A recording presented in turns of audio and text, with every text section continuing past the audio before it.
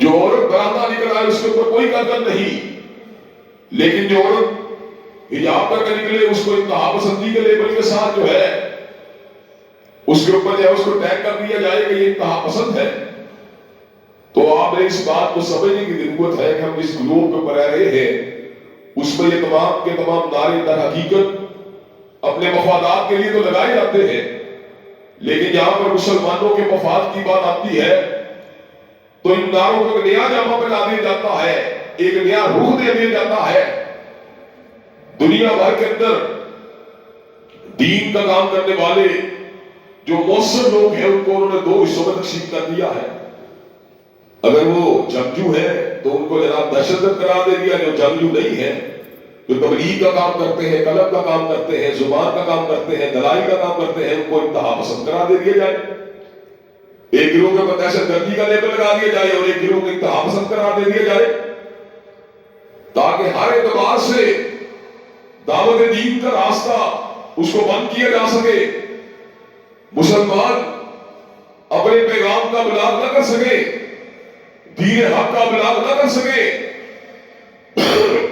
حضرات گرامی قدر چنانچہ آپ دیکھ سکتے ہیں کہ بلال فلپس، ڈاکٹر ذاکر نائک اور اس قبیل کے جتنے لوگ ہیں جنہوں نے آج تک کبھی ناسلہ اٹھایا، ناسلہ اٹھانے کی بات کی، جو زبان سے بات کرتے ہیں، قلم سے بات کرتے ہیں، آج ان کو شدت پسند اور انتہا پسند قرار دیا جاتا ہے. کئی ملکوں میں ان کے داخلوں کو بند کر دیا گیا ہے.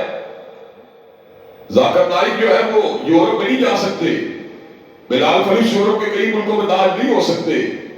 کیا وہ وہاں پر اسلحے کو لے کے جاتے ہیں؟ وہ اسلحے کو لے کے نہیں جاتے، وہ دلائی کو لے کے جاتے ہیں.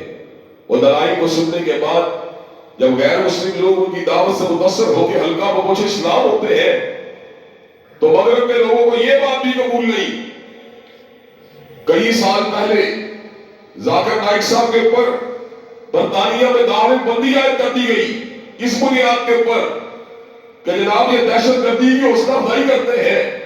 اور کلپ کیا چلایا گیا کہ ذاکر نائک صاحب نے کہا کہ دہشت کی دو قسمیں ہوتی ہے. ایک قسم یہ ہے کہ پولیس کو دیکھ کے ڈاکو کے اوپر دہشت پڑ جاتی ہے، یہ ٹھیک ہے. اور دہشت کی دوسری قسم یہ ہے کہ ڈاکو کو دیکھ کر یا چور یا قاتل کو دیکھ کر پبلک کے اوپر ایک دہشت کی کیفیت طاری ہو جاتی ہے. یہ ناجائز ہے. تو حضرات گرامی کو اس کلپ کو چلا کے یہ بات کہہ دی کہ یہ دہشت گردی کیا نہیں ہے. اب اندازہ کیجیے کوئی اس میں دہشت گردی کی بات کوئی بات نہیں. پریچر ہے، مبلغ ہے، تھنکر ہے، لیکن بڑے بڑے چونکہ اجتماعات سے خطاب کرتے ہیں اور ان کی تقاریر کو سن کے چونکہ لوگ مسلمان ہو جاتے ہیں، اس لیے ان کے دعووں کو بندی عائد کر دی گئی. اب حالیہ دورہ بنگلہ دیش کے دوران ہر بندہ جانتا ہے، اللہ تعالیٰ کا شکر ہے کہ اللہ تبارک و تعالیٰ لکھنے کا ذوق دیا ہے، پڑھنے کا ذوق دیا ہے، بات کرنے کا ذوق دیا ہے. 1200 کے قریب کالم لکھ چکا ہوں، 1500 کے قریب ٹیلی ویژن پروگرام اٹینڈ کر چکا ہوں، ہزاروں کی تعداد میں جلسے اٹینڈ کر چکا ہوں. قرآن و سنت موومنٹ کے زیر اہتمام کورونا کی مریضوں کو غسل دے چکا ہوں. اس کے زیر اہتمام کورونا کے مریضوں کو جنازے پڑھا چکا ہوں.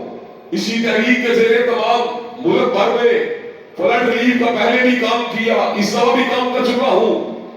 پاکستان کے اندر خان محمد مری جیسے مظلوم لوگ جو فیوڈلزم کے دباؤ کے اندر پھنسے ہوتے ہیں ان کے حق میں آوازوں کو اٹھا چکا ہوں.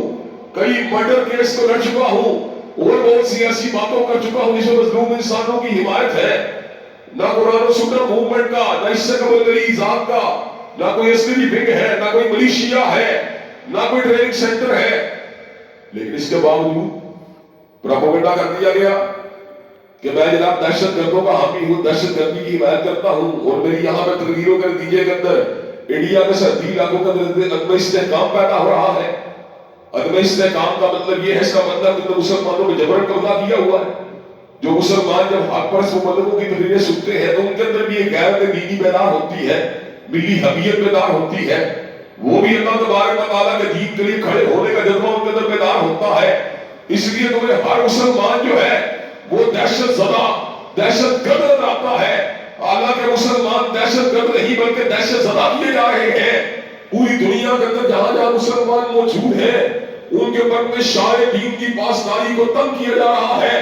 اور اور رہے، بیگانے تو بیگانے رہے، اپنے ملک کے وزراء بھی بامل مسلمانوں کو شدت پسند کہہ رہے ہیں، اور جہاں جہاں مساجد موجود ہیں ان کو قبضے کی جگہوں کے اوپر بنی ہوئی مساجد کہہ رہے ہیں۔ یہ کس کی بولی بولی جا رہی ہے؟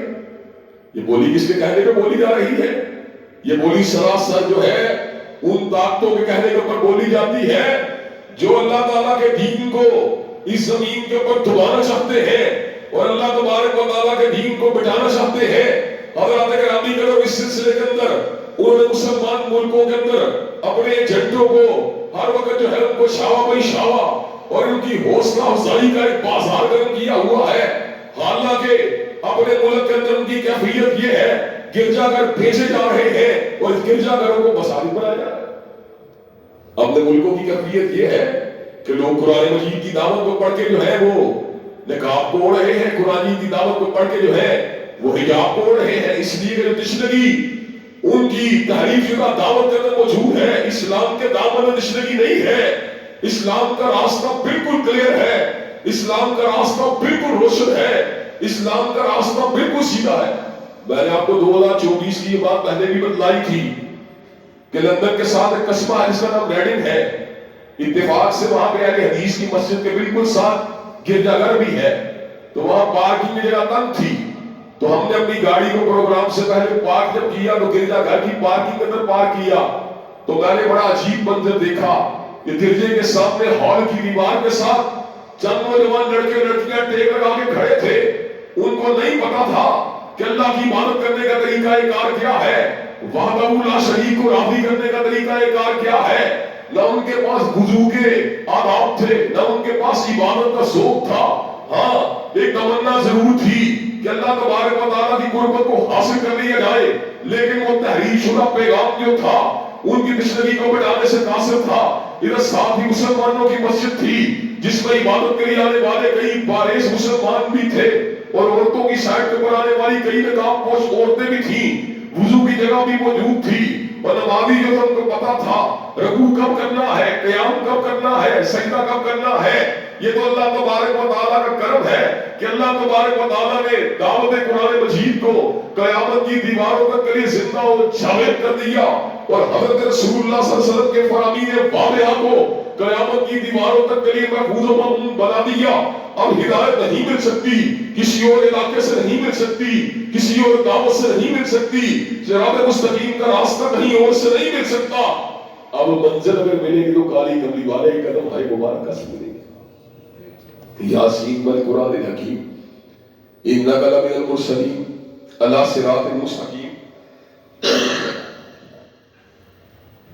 قرآن مجید کی قسم ہے، محمد کریم صلی اللہ علیہ وسلم رسولوں میں سے آپ ہی کا راستہ سیدھا راستہ ہے۔ وَإِنَّكَ لَتَدْعُوهُمْ إِلَىٰ صِرَاطٍ مُسْتَقِيمٍ۔ آپ نے جب بھی دعوت دی ہے صراط مستقیم کی دعوت دی ہے، وَإِنَّكَ لَتَهْدِي إِلَىٰ صِرَاطٍ مُسْتَقِيمٍ۔ آپ نے جب بھی رہنمائی کی ہے صراط مستقیم کی رہنمائی کی ہے، اب منزل نہیں مل سکتی، کسی اور مقام سے منزل اگر ملے گی تو کالی کملی والے آقا علیہ السلام کے نقش قدم پر چل کے ملے گی، قرآن مجید کے صفحات مبارکہ اور اس کی آیات بینات پہ عمل کر کے ملے گی۔ اب مسلمان ان کی کیا ذمہ داری ہے؟ مسلمانوں کی بنیادی ذمہ داری یہ ہے ادخلوا فی السلم کافہ، کہ وہ دائیں اور بائیں کی بات سننے کی بجائے، اندر باہر کے جھوٹے پراپوگنڈے کا شکار ہونے کی بجائے پورے کے پورے دین کے اندر داخل ہو جائے، اور ان کی دین کے اندر پورا کا پورا داخل ہونے کا مطلب یہ ہے ان کے عقائد اللہ کی وحدانیت کے حوالے سے بھی بالکل واضح ہو، نہ پتھر کے سامنے جھکنے والے ہو، نہ درخت کے سامنے جھکنے والے ہو، نہ سورج چاند ستارے کے سامنے جھکنے والے ہو، نہ کسی گنبد اور دیوار کے سامنے جھکنے والے ہو، بلکہ سر کو جب بھی جھکائے اللہ وحدہ لا شریک کے آستانے پہ جھکائے۔ اور رسالت کے حوالے سے تصور بالکل واضح ہونا چاہیے۔ یہ کائنات میں متاع مطلق اگر کسی کی ذات ہے کملی والے کی ذات ہے، دین کے معاملات میں غیر مشروط طور پہ حجت اگر کسی کی ذات ہے تو کملی والے آقا علیہ السلام کی ذات ہے۔ عقیدہ توحید و رسالت کے حوالے سے ان کا تصور بالکل اعلیٰ سے پاک ہونا چاہیے۔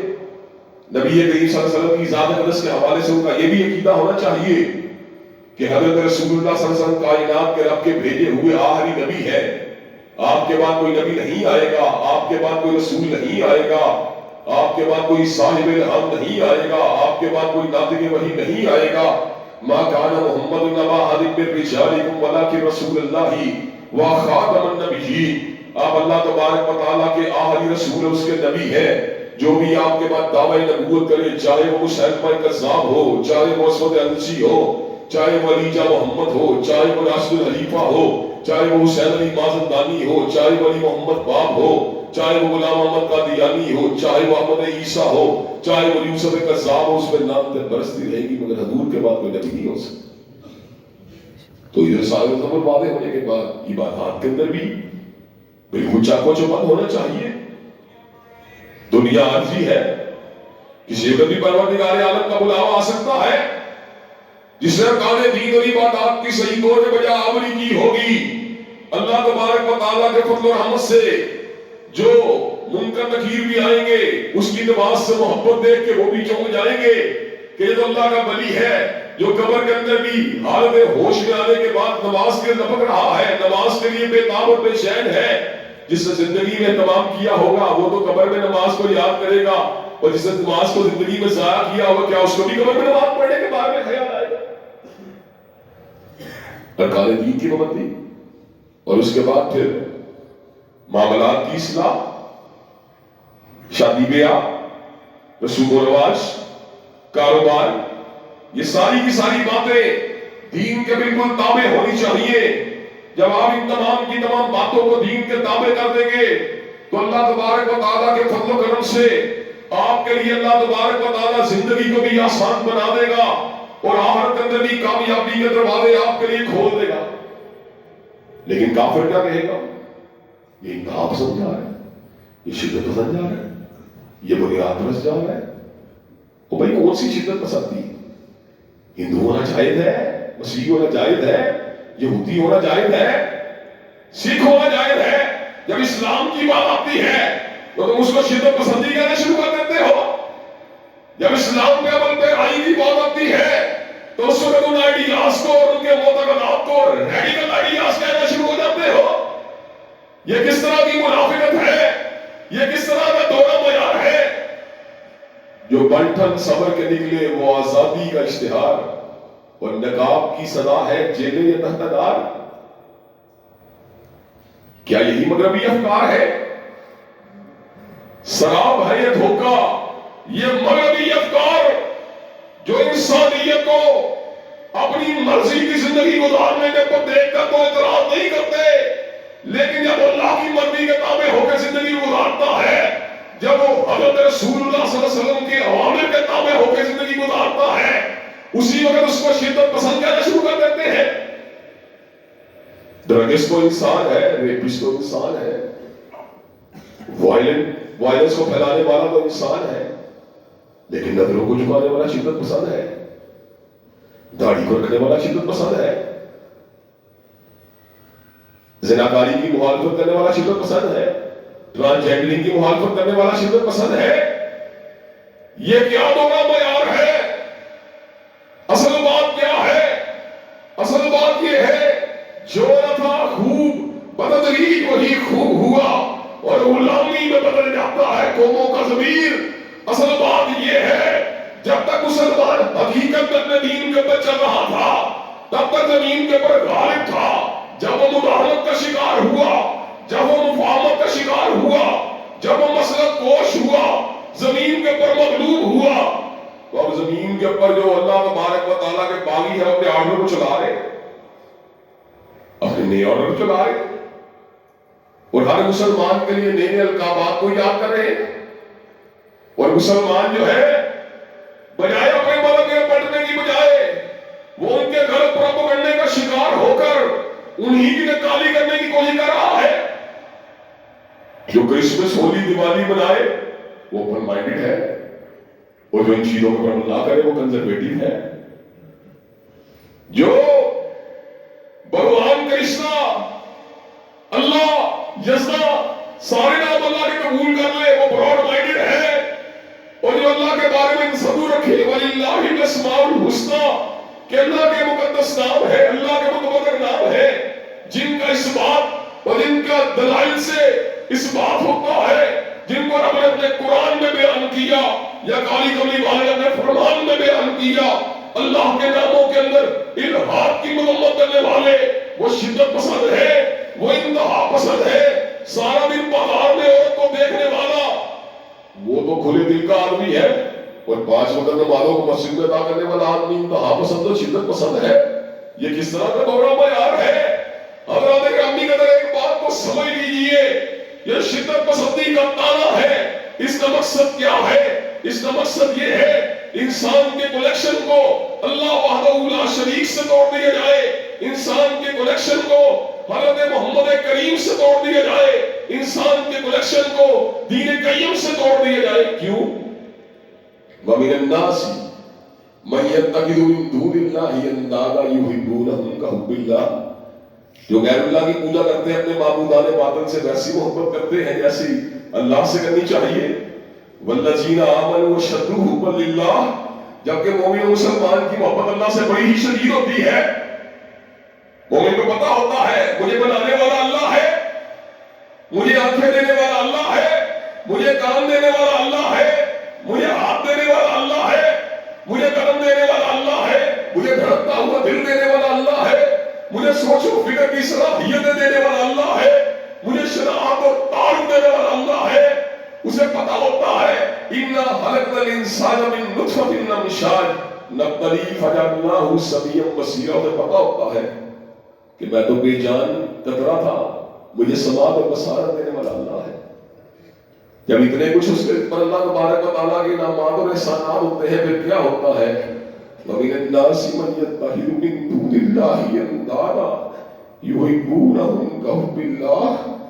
غیر اللہ کے پجاری تو غیر اللہ سے ویسے محبت کرتے ہیں جیسے اللہ سے محبت کرنی چاہیے. لیکن وَالَّذِينَ آمَنُوا أَشَدُّ حُبًّا لِلَّهِ. لیکن مومن و مسلمان کی محبت اللہ سے بڑی ہی شدید ہوتی ہے. حضرات گرامی قدر اب اس کی محبت اللہ سے شدید اور شدت پسند ہے. وہ جس کی محبت غیر محرم کے ساتھ ہے, جس کی محبت شراب خانے کے ساتھ ہے, جس کی محبت بدکدے کے ساتھ ہے, وہ اتباع پسند ہے. جو اللہ کے دین کی بات کرتا ہے وہ ریڈیکل ہے, اور جو دین اور لا دینیت کی مفاہمت کی بات کرتا ہے وہ شخص جو ہے دین اور لا دینیت کی مفاہمت کی بات کرنے والا اعتدال پسند ہے. اب اللہ تعالیٰ کیا کہہ رہا ہے؟ قُلْ يَا أَيُّهَا الْكَافِرُونَ لَا أَعْبُدُ مَا تَعْبُدُونَ. آپ اعلان کر دیجئے اے کافروں میں اس کی پوجا نہیں کرتا جس کی تم پوجا کرتے ہو. وَلَا أَنْتُمْ عَابِدُونَ مَا أَعْبُدُ. نہ تم اس کی پوجا کرتے جس کی میں پوجا کرتا ہوں. وَلَا أَنَا عَابِدٌ مَا عَبَدتُّمْ. نہ میں اس کی پوجا کرتا جس کی تم کرتے ہو. وَلَا أَنْتُمْ عَابِدُونَ مَا أَعْبُدُ. نہ تم اس کی پوجا کرتے جس کی میں کرتا ہوں. لَكُمْ دِينُكُمْ وَلِيَ دِينِ. تمہارا دین تمہارے لیے, میرا دین میرے لیے. اگر زمین کے اوپر ہر طرح کے آئیڈیا رکھنا جائز ہے تو اسلام سے محبت کرنا کیوں حرام ہے؟ اگر زمین کے اوپر رہتے ہوئے ہر گندی سے گندی فکر کی حمایت جائز ہے تو اللہ سے محبت کیوں حرام ہے؟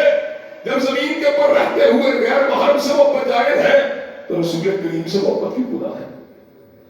حضرات گرامی قدر یہ وہ چیزیں ہیں جن کے اوپر آج کے مسلمان کو توجہ دینے کی ضرورت ہے. وگرنہ اس بات کو یاد رکھیے اہل دین اور اہل اسلام جو دین سے محبت کرنے والے ہیں, دین کا پرچار کرنے والے ہیں, دین کے پیغام کو عام کرنے والے ہیں, انہیں ہر دور کے اندر پہلے بھی شدت پسند, انتہا پسند, بنیاد پرست کہا جاتا رہا اور آج بھی کہا جائے گا. حضرات گرامی قدر اس کے اندر کی کوئی تفریق نہیں ہے. جو جنگجو مسلمان ہے وہ بھی ان کے لیے دہشت گرد ہے, اور جو غیر مسلمان مسلمان ہے وہ بھی ان کے نزدیک انتہا پسند ہے. وہ ایک ہی بات پہ راضی ہوں گے کہ تم دین قیم کو چھوڑ دو, تم اللہ کی وحدانیت کو چھوڑ دو, تم سیدنا مصطفیٰ کی رسالت کو چھوڑ دو, تم اللہ کے دین سے محبت کو چھوڑ دو, تم پردےداری اعتکاف کی بات کو چھوڑ دو, تم نماز اور قرآن کی بات کو چھوڑ دو, تم روزے اور حج کا ذکر کرنا چھوڑ دو. اس کے بغیر وہ تم سے راضی کبھی بھی نہیں ہو سکتے. لیکن مسلمان کا کام کیا ہے؟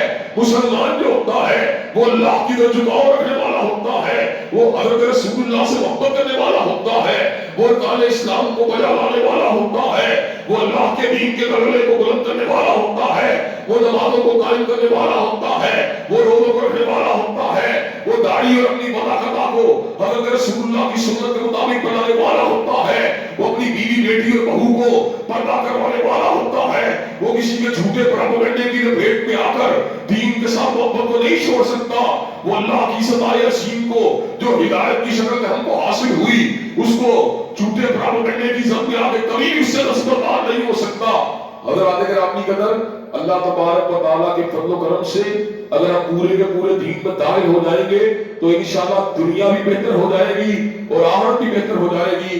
اللہ تبارک و تعالیٰ ہمیں پورا کا پورا دین میں داخل ہونے کی توفیق دے۔ وآخر دعوانا الحمدللہ رب العالمین۔